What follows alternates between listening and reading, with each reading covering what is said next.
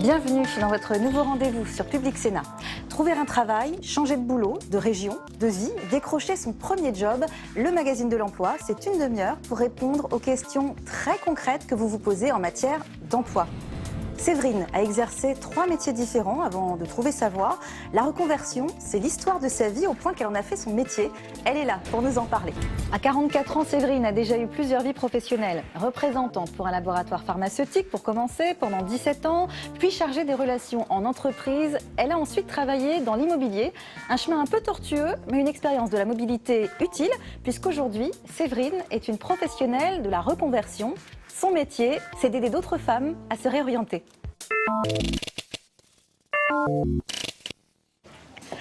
Bonjour Séverine. Bonjour Camille.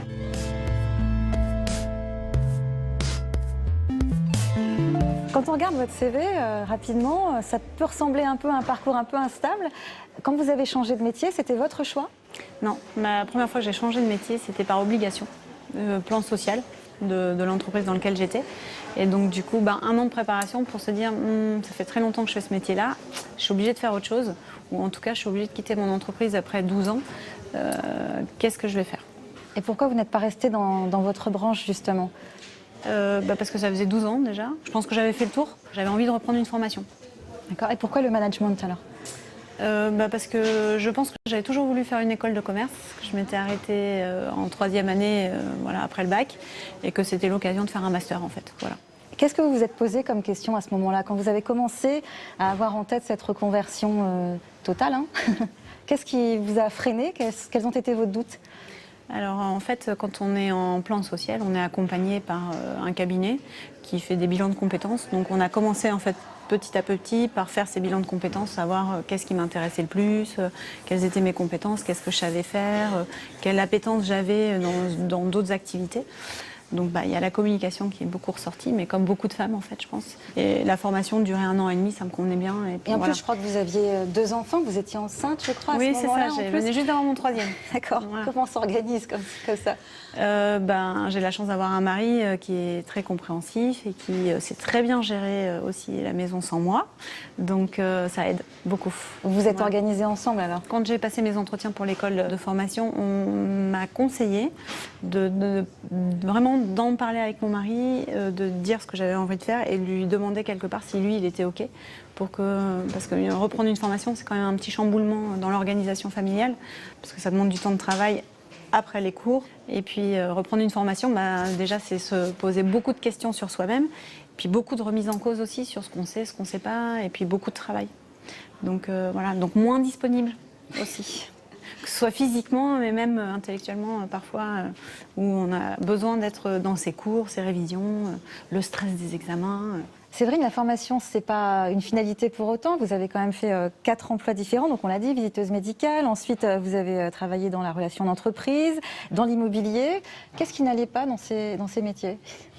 Alors en fait, ça allait très bien, mais c'est vrai que j'avais besoin de sens.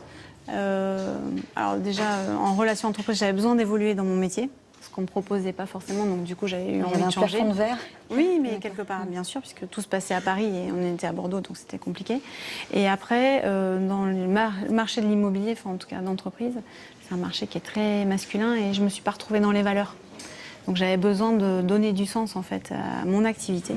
Et c'est vrai que le salon, ça me remplit de sens tous les jours quand je vois que certaines personnes ont trouvé des solutions et qu'elles sont reparties sur le marché de l'emploi. Voilà, c'est très très fort comme relation par rapport à son métier. Du coup, on va en parler un petit peu quand même de ce salon. Vous organisez donc des salons réservés aux femmes pour la reconversion. Qu'est-ce qu'on y trouve? Comment ça s'organise? Alors, ce salon, en fait, on est parti effectivement de l'idée que soit vous avez envie de reprendre une formation, soit vous cherchez un emploi, soit vous avez envie de créer votre entreprise. Parce qu'il y a beaucoup de femmes qui veulent créer une entreprise? En fait, on a à peu près 25% de femmes qui viennent sur le salon, qui ont une idée de projet de création d'entreprise. Après, c'est à peu près équivalent des 25% qui ont envie de reprendre une formation, que ce soit courte ou de longue durée, et 25% qui cherchent un emploi, et 25% qui ne savent absolument pas du tout ce qu'elles ont envie de faire, et elles ont besoin qu'on les aide, justement, qu'on les accompagne. On monte à peu près une 60aine de conférences qui durent de 9h à 17h. Donc elles peuvent rester toute la journée avec nous et c'est ce qui se passe en général. Et donc c'est surtout des conférences sur comment bien se présenter en 2 minutes, prise de parole en public. Ah oui, il y a un peu de coaching en fait. Voilà, c'est ça. Beaucoup de confiance en soi, il y a beaucoup de coaching. Après, il y a aussi beaucoup de comment évaluer son business plan. Enfin, voilà, il y a plein de sujets complètement différents, mais qui sont toujours vers la même hypothèse qui est la reconversion professionnelle. Qu'est-ce que vous diriez à une femme qui veut se reconvertir? Quelle est la bonne question à se poser quand on envisage la reconversion? Après, ce qu'on disait tout à l'heure, ça dépend si on est dans l'obligation de se reconvertir.